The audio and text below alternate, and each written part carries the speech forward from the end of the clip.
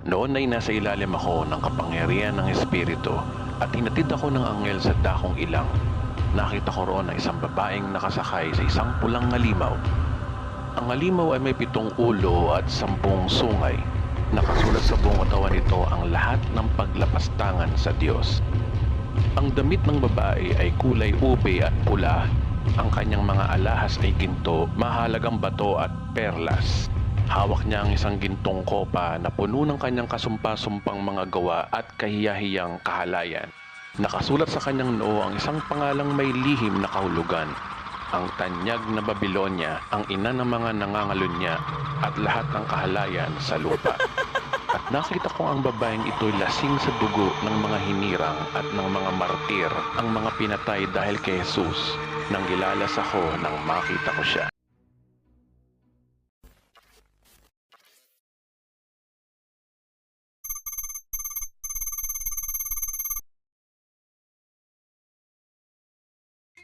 Ang Book of Revelation ay merong 22 chapters. Ayon sa intimacywithgod.com, majority ng mga Bible scholars ay naniniwala na ang 7 years tribulation ay nakadetalye mula chapter 6 hanggang chapter 19. Marami mga Bible scholars ay naniniwala sa theory na ito. Kung titingnan nyo ang sketch na ito, ang chapter 1 ay yung present day ni Juan sa isla ng Patmos noong 95 AD.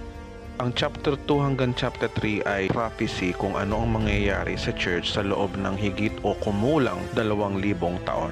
Ito ay ang church age mula 100 AD hanggang sa mga oras na ito. Napag-aralan na natin yan sa part 2.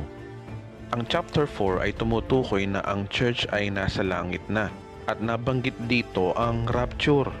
Alam kong maraming tataas ang kilay na may rapture pala sa Book of Revelation, na ang tunay na view pala na magra-rapture muna bago ang 7 years of tribulation ayon sa chapter 4. Kaya more on this study on episode 13. Ang chapter 5 ay tumutukoy kung sino nagpahintulot ng 7 years tribulation gaya na napag-aralan natin noong part 4. Ang chapter 6 hanggang chapter 19 ay tumutukoy kung ano ang mangyayari sa loob ng 7 years of tribulation hanggang sa second coming of Christ. Ang chapter 20 ay tumutukoy sa literal na 1,000 taong paghahari ni Kristo at ang kanyang iglesia dito sa lupa. At sa chapter 20 din, ang katapusan ni Satanas at final judgment sa mga believers. Sa chapter 21 hanggang chapter 22 ay tumutukoy sa bagong langit at bagong lupa. Nagpapatunay na may katapusan talaga ang mundo. Kaya kaibigan, iniimbitahan kita na tapusin ang 16 episodes na ito dahil lahat ng iyan ay aalamin natin kung gaano katotoo ang teorya na pinapakita ko sa inyo ngayon about the Book of Revelation. Ang chapter 6 to chapter 19 ay paikot-ikot na pangyayari lamang na mangyayari sa loob ng 7 years of tribulation. Kaya hindi po lahat ng nasa Book of Revelation ay chronological order or by sequence. Meron po ritong parallel chapters at parenthetical chapters. Ang tanong, ano ba ang parallel chapters at parenthetical chapters? Isa pang dapat mong maintindihan, kaibigan, na ang Book of Revelation ay may mga parallel chapters at parenthetic chapters. Kapag sinabing parallel, ay parehong nangyayari sa parehong oras. Kapag sinabing parenthetic naman, means na isingit na pangyayari sa ibang oras. Ayon sa wilmingtonsfav.com, ang Book of Revelation ay may 7 parallel sections at parenthetical sections. Si Dr. Wilmingtons ay kilalang doctorate of eschatology at isang prominenteng Bible scholar.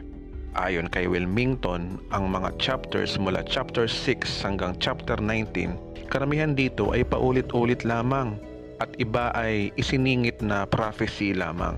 Meaning, ang mga chapters sa Revelation ay hindi po chronological order, kundi merong parallel chapters, yung paulit-ulit lamang na pangyayari o pangyayari kasabay ng 1, 2 o 3 propesiya. Merong parenthetic chapters ay isiningit na pangyayari.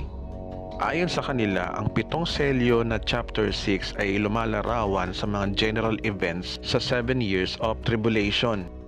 Ang una, ikalawa, ikatlong selyo ay nangyari sa birth pains at ang ika-4, ika-5, ika-6 at ika-7 selyo at kapareho din ang time frame ng dalawang halimaw sa chapter 13.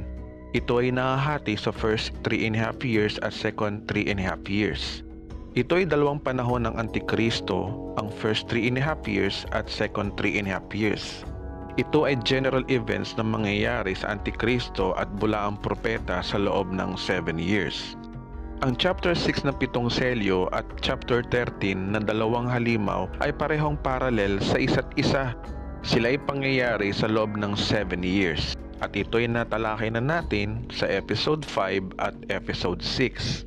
Ang mga parenthetical chapters na mangyayari sa first 3.5 years ay ang dalawang saksi ng chapter 11, ang 144 na mga Hudyong tinatakan sa chapter 7, ang misteryo ng babaeng Babylonia sa chapter 17. Ang tatlong parenthetical chapters na ito ay mangyayari sa unang 3.5 years. Kaya sila ay tinawag na parenthetical chapters dahil lahat sila ay isiningit lang sa kalagitnaan ng Book of Revelation.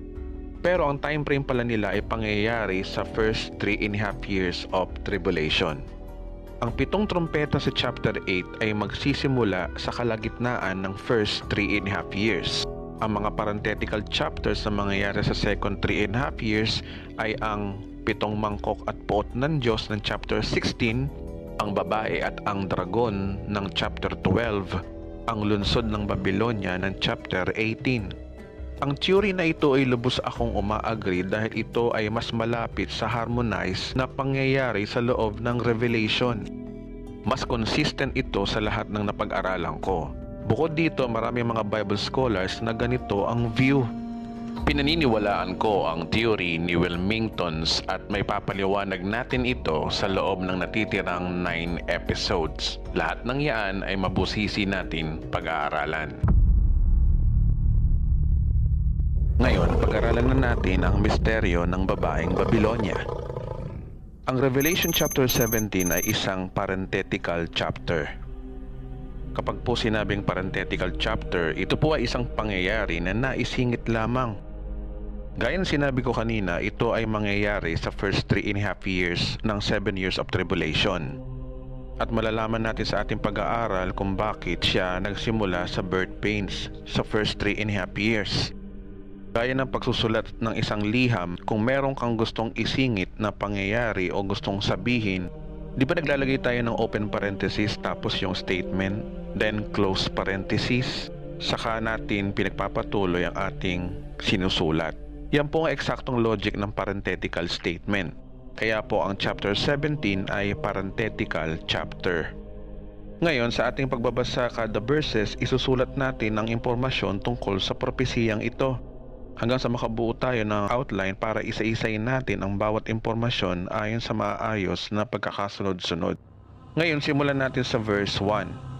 Pagkatapos, ang isa sa 7 anghel na may dalang 7 mangkok ay lumapit sa akin at sinabi, "Halika, ipapakita ko sa iyo kung paano paparusahan ang reyna ng kahalayan na nakaupo sa ibabaw ng maraming ilog."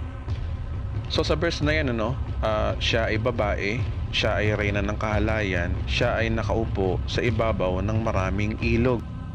Sa verse 2, ang mga hari sa lupa ay nakiapid sa babaeng ito, at ang lahat ng tao sa sanlibutan ay nilasing niya sa alak ng kanyang kahalayan.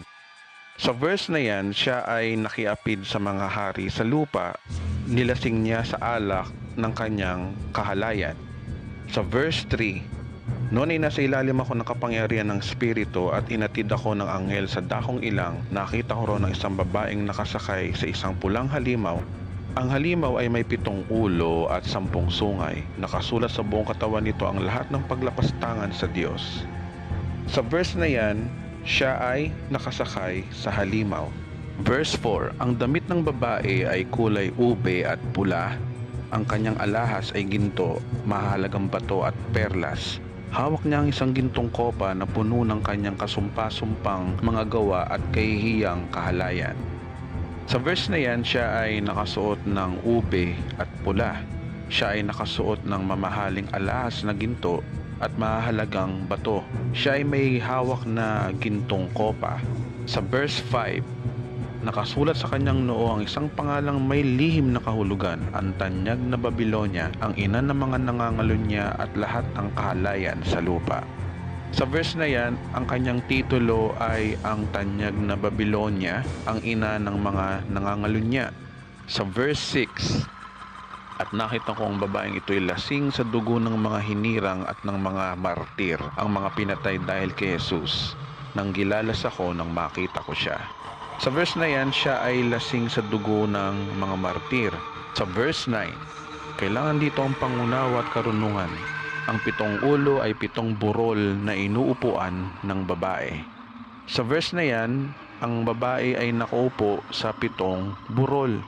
Verse 16, ang 10 sungay na nakita mo at ang halimaw ay mapupuot sa reyna ng kahalayan. Aagawin nila ang lahat ng ari-arian nito at iiwan siyang hubad. Kakainin nila ang kanyang laman at susunugin ang matitira. So sa verse na yan, ang halimaw at ang 10 sungay ay tatapos sa reyna ng kahalayan. Sa verse 18, ang babaeng nakita mo ay tanyag na lunsod na sinusunod ng mga hari sa lupa. So sa verse na yan, ang babae ay tanyag na lunsod na sinusunod ng mga hari sa lupa. Sa 14 na mga nasa listahan na yan ay mga clue na ating tatalakayin, iisa-isain natin. Para mas maging malinaw ang istorya ng babaeng ito, nag-arrange ako ng outline na ayon sa aking pagtuturo.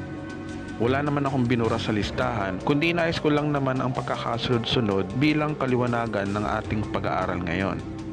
Ito'y nahahati sa 3 katanungan. Ano ba ang identity ng babaeng ito? Ano ang kanyang ginawa ayon sa world history at ginagawa sa panahon natin ngayon? Ano ang propesiya tungkol sa kanya? So unahin natin yung unang tanong na ano ba ang identity ng babaeng ito? Sa number 1, siya ay babae. Una sa lahat, ang babaeng ito ay simbolo lamang at hindi po literal.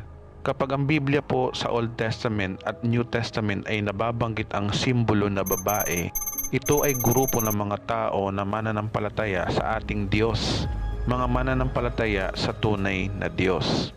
Sa madaling salita, kapag simbolong babae, ito ay isang religion o grupo ng mga mananampalataya sa Diyos. Halimbawa, sa Lumang Tipan, ang bansang Israel, sila ay mananampalataya sa tunay na Diyos. Ang tingin ng Diyos sa kanila ay isang babaeng iniibig.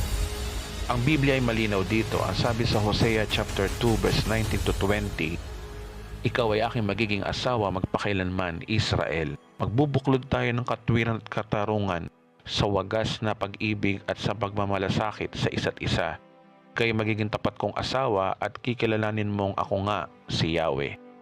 So, di ba kayo medyo kinikilig sa verse na ito na ang tingin pala ng Diyos sa mga mananampalataya or specifically sa bansang Israel ay isang asawa? Binabanggit dyan yung salitang erotic words na wagas na pag-ibig, magbubuklod tayo, at ang salitang tapat kong asawa. Meaning, ganyan ang tingin ng Diyos sa bansang Israel na parang babaeng asawang sinusuyo. Nandun yung parang kilig moments, di ba? Bakit kaya ganun ang tingin ng Diyos sa mananampalataya? No wonder, sabi sa Genesis chapter 1 verse 26 na nilikha tayo ng Diyos ayon sa kanyang larawan at ayon sa kanyang wangis. Naging kauri natin ang Diyos o kapareho natin ang Diyos dahil ang Diyos ay mapagmahal, tayo rin ay marunong magmahal. Kung ang Diyos ay mapagmahal, kagaya din natin siya na marunong magmahal. Doon natin siya naging kapareho, doon natin siya naging kauri.